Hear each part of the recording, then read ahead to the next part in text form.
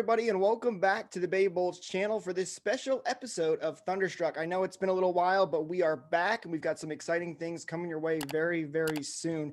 I'm very, very excited to share with you all. As always, my name is Jake Ricker, and joining me today, we have a very special guest that I cannot wait to introduce.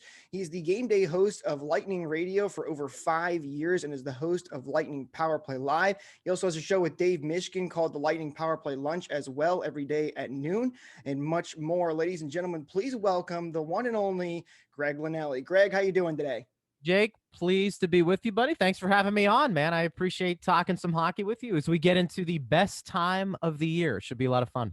It is the best time of year with the playoffs right around the corner. Still waiting on that official schedule, though. Hasn't been quite out yet. But I want to start things off, Greg. For people who may not know exactly what you do, could you tell us a little bit about what a typical game day is for you?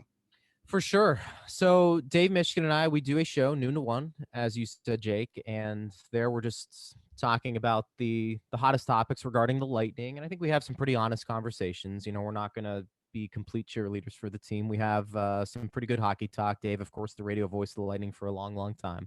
So that's been a lot of fun.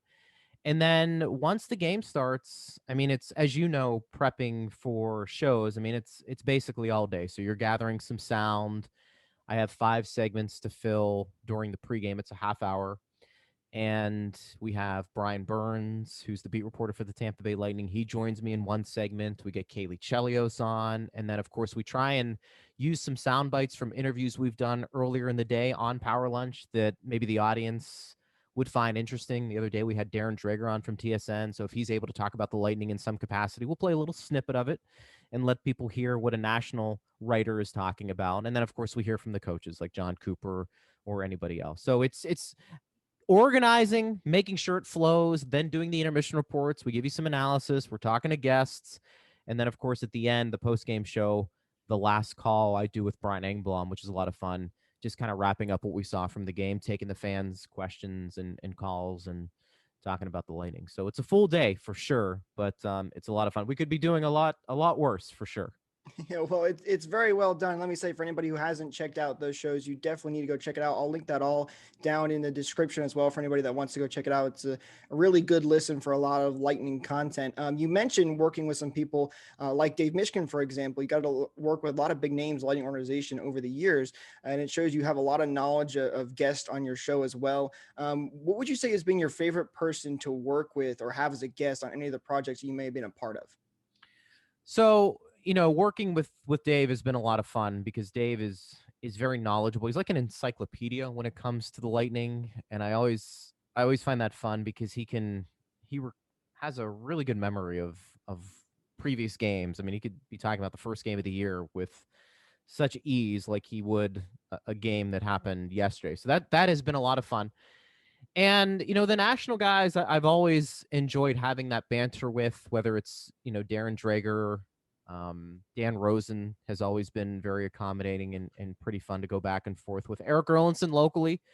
You know, E and I have done a lot of shows together throughout, which has been fun. We do a podcast as well for lightninginsider.com. I help him out hosting that show with him. And, you know, we've always had some pretty good dialogue back and forth. So, and of course, Brian Engblom. I think Brian might be in that top 3 or 4 of color analysts in the NHL. You know, he used to do national games, and then I think it was a huge get for the Lightning to have him be part of the broadcast team. And I think what you want from a color commentator, Jake, is just recognizing things that you're not seeing and then explaining it in a way that makes sense. And I think he does that. And I think it's a lot of fun talking hockey with him after the game. So I'd say those are a handful of guys, you know, that jump off at me right off the bat that it's a lot of fun breaking down hockey with them in a way that hopefully is an easy listen for the listeners out there.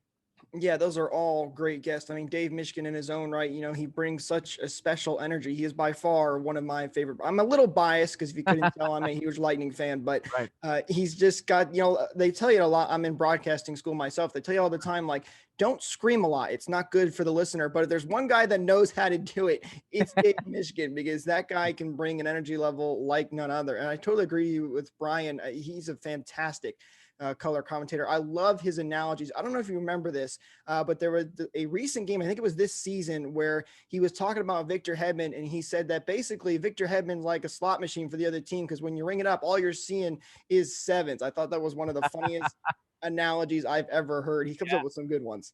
he does. He does. And, he what's great is, he played for a long time. He won Stanley Cups, but I think he's also adapted to the game today. And I think he puts himself in the player's position. I think he can give you a player perspective, but he's not hesitant to say a certain guy is not playing well, or he would have liked to have seen more from a certain guy. So I think that as a fan, I think you Right. can appreciate that. I mean, you want to root for your team, and you want the broadcasters, I think, for the most part, to be positive. But as you know, Jake, in this business getting started, if you're always doing that, you probably lose a bit of credibility, because nobody's perfect. And if you can point out, hey, this guy doesn't look great today, or he hasn't looked great for a couple of weeks, I think fans can at least appreciate the honesty.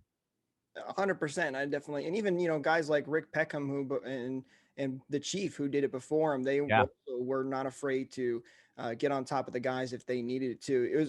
I got the privilege and honor of speaking to Rick Peckham, one of the legendary Lightning broadcasters, obviously, and he said himself, or we talked to him and said, you knew that something was not right with the Lightning when Rick Peckham was jumping on them, because he typically wasn't big on them. He made the joke, though, that the Chief usually did that for him, because he was usually the one that was on top of the rest, which I thought was pretty funny. You mentioned Eric as well. He's also another awesome guy. We've had him on the show as well. Speaking of other people we've had on the show, we had the privilege of talking to the in-game host for the Lightning, Greg Wolf, and he mentioned how you have to think on your feet when things go wrong. And I would imagine something similar can be said for you as well, because you're doing a live radio show at times. What's been the biggest instance of something going just kind of wrong, or not in the direction you maybe wanted it? And how did you and the rest of the crew try to fix it? In radio, it happens all the time. And luckily, throughout my broadcasting tenure, you're just exposed to that. I mean, when you're young, starting out, at least I did back in Pittsburgh, you're a producer, you're a board op, and you're in control of all of the buttons. And so you have an opportunity to see how the other side reacts when problems arise. As a producer, you want to make sure you have everything covered. So if you're doing a remote broadcast and the talent goes off the air because of an equipment issue, back in the studio, you want to make sure you have that covered, whether it's bed music playing so it's not dead air, or maybe you're just going immediately to a commercial break, or in the rare instance, you have to hop on the mic and take over, then that's what you have to do. So that does happen. Anybody that gets into this business, you are going to get into some situations where things go haywire. You know, Doing these broadcasts on the Lightning Radio Network, it happens where, let's say, something doesn't fire, or you don't know if you're on the air or not because there's an equipment breakdown. I actually kind of not like it, but I don't mind if things go off kilter, because that's where I think your preparation and your calmness under pressure separate you from others. And it happens a lot. I mean, I can't tell you how many times we've had a guest maybe during the broadcast and something happens, or we're supposed to go to a played interview or a taped interview, and I kick it to the interview and it doesn't play through no fault of anybody's. It just, sometimes technology breaks down and you have to fill. And I think the Yeah, key there, is just to come off sounding smooth. Yeah, and also acknowledging that, look, letting the audience know, hey, it looks like we don't have Steven Stamkos ready to go. But one thing about Stamkos that I like, and you kind of try and make it as smooth as possible, and I think people can appreciate that. Also, too, you usually have live reads that if you want to kind of reset, that's a good way to say, all right, before we try this again, hey, I want to let you know about such and such. And that kind of gives you a little break in the action and kind of reset your thoughts. So it happens a lot. And the more you do radio, the more you're going to be exposed to it. The key is not to panic. Easier said than done.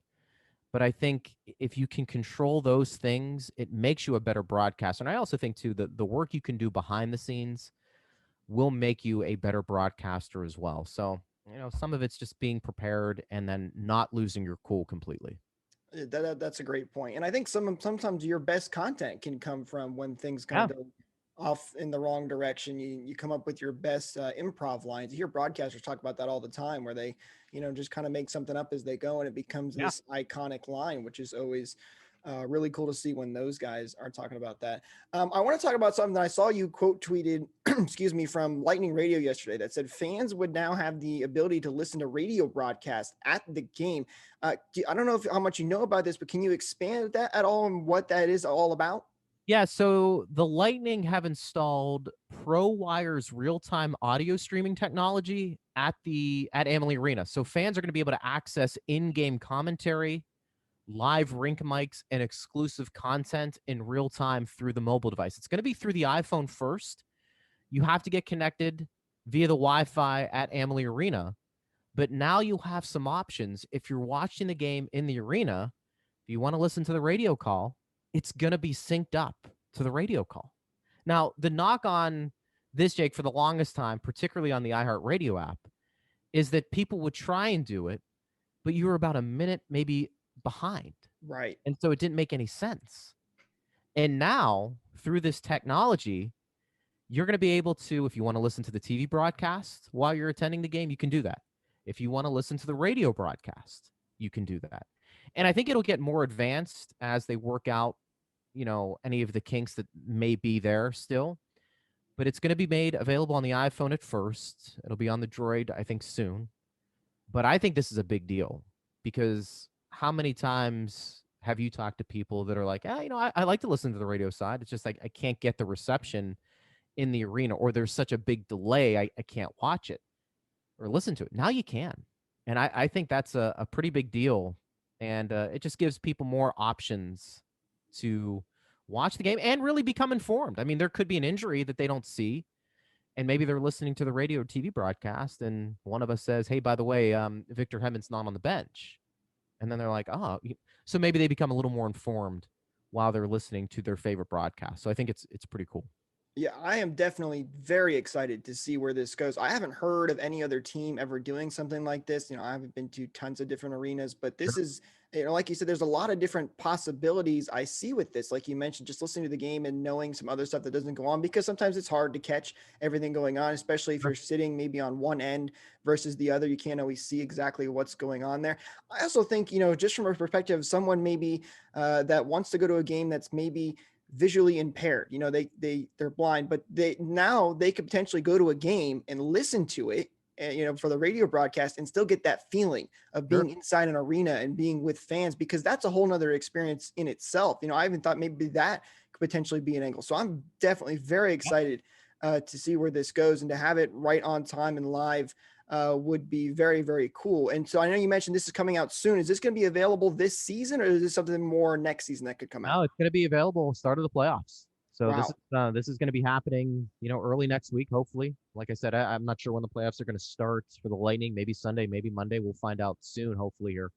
But this is something that's going to happen right away. And again, you may have the playoffs to work out some things and then be ready to roll big time next Right.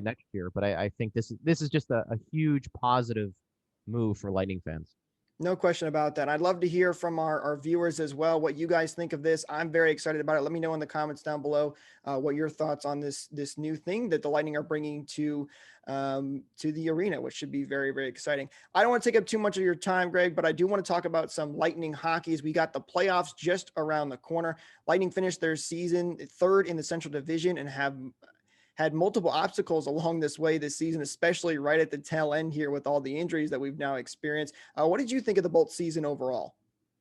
I thought it was pretty impressive when you factor in the issues on the road where you basically have to stay in your hotel room, the fact that it's really difficult to repeat and play well coming off a Stanley Cup run. This team is known for a while, Jake, that they were going to be in the playoffs, and the fact that they got off to a quick start and were one of the best teams in the league for pretty much all year, I think was pretty impressive, because the goal for this team is to get in the playoffs. I know there was a lot of talk about should they finish first, should they finish fourth. I'm not sure it really matters to a team with this much experience in the playoffs. Yeah, I mean, you can say you want to play well heading into the playoffs, and that's fair. I think for the Lightning, though, they just want to be healthy. And I know it seems like the sky is falling with all the injuries, but I really believe everybody's going to be back, maybe outside of Goodrow for that first playoff game. And as long as that happens, as long as Cooch and Stammer come back and Hedman's in the lineup, then you got a fighting chance every series to come away with it, because I think the difference between the Lightning and most teams is going to be their goaltender. So I thought it was Right. a really good year, all things considered. And now this is where they're going to be judged in the playoffs, as every good team should be in a NHL season. Right, and you're right, Vasi. That he could probably take this team as it is right now with the injuries to the Stanley Cup playoffs if he really wanted to. He has been that good. The Bolts have definitely had a good season, and I think some fans might be disappointed they finished third in the division technically, but as John Cooper said in a recent interview too, you know. Home ice doesn't matter at the end of the day. At the end of the day, if you take care of business like you're supposed to, play good hockey, you're going to advance in the playoffs and keep going. And the ultimate goal is obviously to do that. And you're not worried about when or where you do it at the end of the day. We mentioned some of the injuries. Kucherov, who's been out all season for the Bolts, will be returning in game one, is what they've said. It's not been confirmed yet, but I'd be surprised if he's not. Do you think he's going to have some rust when he comes back, or he'll be ready to go right away? Because we've seen this before where some players are able to come back right away, get right back into the groove of things, and some players, it usually takes a couple of games. So what are your thoughts on Kucherov coming back game one? Yeah, I mean, I think, to be fair, he's missed all year and he's coming into the most intense time of the hockey season. So Right. do I think he's going to be, ready to go right from the start in terms of keeping up with the pace of the game? Maybe early on the adrenaline just kicks in and he's able to do that. It may take him a few games to feel completely comfortable out there, because again, you're asking him to do a lot, throwing him right in to the most intense time of the year. So my guess would be there's going to be a little rust. I think where he can make a big impact, especially early on, is on the power play, where you're not dealing with as much clutching and grabbing, and you have a little bit more room to operate, which means his skill level can take over a bit more. So that's what I'll be looking for. I think a guy like that's going to obviously give a huge jolt to this lineup emotionally, along with Stamkos. And I think not enough people, Jake, were taking that into consideration when they were looking at the Lightning and why they were struggling at the end of the year. And they failed to take into consideration that they were going to be getting two elite players back come playoff time. And I think sometimes we have to remind ourselves that that's exactly what's going to happen. So I would anticipate some rust. It might last throughout the playoffs. I think the key is to knock off as much rust as possible each game, and hopefully that starts right off the bat in game one. Right. And I think the other thing to consider too is that this is Nikita Kucherov. So even a rusty Nikita Kucherov is a huge boost to Sure. this team without question. And especially, as you mentioned, Steven Stamkos, Victor Hedman. There's so many guys coming back. I know a lot of people panicked kind of a little bit with those last two games against Florida, thinking, is this what we're going to see in the playoffs? But this is a completely different team. If all these guys are able to come back from injuries, even if they are a little bit rusty or still slightly injured, I was, hoping that they were holding them out for those games because of precautionary reasons. But let's talk a little bit about those playoffs coming up here. I'm super excited about this round one matchup here against the Florida Panthers. The first time the Lightning are taking on their in-state rival. They're calling this I'm going to try to pronounce this right. It's a little bit of a tongue twister, but the Sunshine State Showdown, That's pretty good. which is really exciting. I cannot wait for this series. I think this will be a really fun one. What are your thoughts on this one? Yeah, I mean, I think you can make the case that Carolina, Florida, and Tampa Bay all have legitimate shots to win the Stanley Cup. Absolutely. Florida got a lot deeper at the trade deadline, although it'll be interesting to see Sam Bennett's health. He didn't practice on Wednesday as we're taping this up, so it's going to be interesting to see what his availability will be. My guess is he's going to play, but you never know with a guy who's banged up like that. I think really the biggest question for Florida will be, what do you have in nets? How short of a leash, if there is one, for Sergei Bobrovsky? And do you have confidence in a guy like that who can lead you the whole way through? I think Carolina, same extent. You're taking a look at their goaltending. It's a bunch of guys who have played really well this year, but in the playoffs, have they been able to be a Vasilevsky and steal series for you? I think that's what separates Tampa Bay, because I actually think all three teams are pretty evenly matched. You can talk about Tampa Bay star power, but some of these other teams have star power too. Barkov might be the best two-way forward in that division. Carolina is relentless with their lines and their forecheck, and every one of these teams is very, very fast. So I think this series, if you were to tell me, Jake, it's going to go seven, I mean, I don't think I'd be shocked. And I think for the Lightning, they understand this is a different Florida team. They're deeper, as I said before, and they're very skilled. And I'm not sure home ice means a ton. And that's why I think if the Lightning can get at least one away from Amalie Arena to start things, they'll feel pretty good going into game 3 and 4. No question about that. And you know what's funny about, you mentioned Florida and Carolina are probably two of the teams that you could definitely make a case for winning a Stanley Cup. Both of them have former Tampa Bay Lightning players on their team. So you could almost say that the Lightning, they're really just sharing the wealth around is what they're doing right now, because they've just been that good and they've been so good with player development. I'm very excited about this series. The only thing that worries me a little bit is that, as you mentioned, this is a series that more than likely will probably go 7. I'd be surprised if it doesn't, but this is going to be a grueling, tough series. We saw in just those 2 games alone at the end of the regular season, one, I believe, had almost as many penalty minutes as the Washington Rangers game, which had all of those fights to start off that game because of the Tom Wilson hit earlier in the game before that. But these are 2 teams that don't like each other, and it's going to be physical, and it's going to be a fun series. But you wonder how much is that going to affect the Lightning? Let's say they do get beyond the Florida Panthers, or even if the Florida Panthers get past the Lightning, how much is that going to affect them in the second round? Yeah, I don't know. I mean, it's a good question. We'll have to find out. The good thing is the Lightning have experienced, a deep run and tough first round matchups before. They probably have an idea. I don't think you're going to see the fights in this series. I think you're going to see it be physical. I think the scrappiness may be there in terms of dropping the gloves if one of these games gets out of control, or maybe there's a cheap hit delivered by, let's say, a Radko Gudas on a certain player. But I don't think you're going to see the fights. I think you're going to see it be very physical. There's some people tell you, Jake, that the first round is the hardest round to win. I don't know if I buy that necessarily, because I would think the Stanley Cup Finals would be the hardest because of Right. what's on the line. But the first round, I think people say that because the players are pretty fresh, relatively speaking. So you have more jump in your legs, so to speak, than you do maybe in the third round of the playoffs. So I think it is going to be very physical. I don't think either team is going to shy away from it. And I think who comes away without any devastating injuries, I think it's a fair point to say we'll set themselves up good for the next round. It's going to be fun. And so just to end this off here, give me, what is your prediction for this series? I know you said you think it might go 7 games, but who do you think is going to come out on top on this one, and how many games? Yeah, I like the Lightning in 7. I go back to Vasi being the difference. I mean, I know a lot of people are looking at the last 2 games and saying, well, why he didn't look very good, and that's fair. Florida's done pretty well against him. I don't know if you can draw a conclusion from that.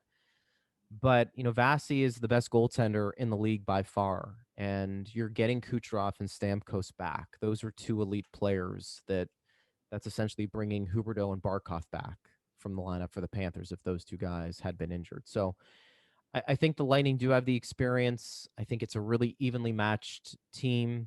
And I think the difference is going to be in net.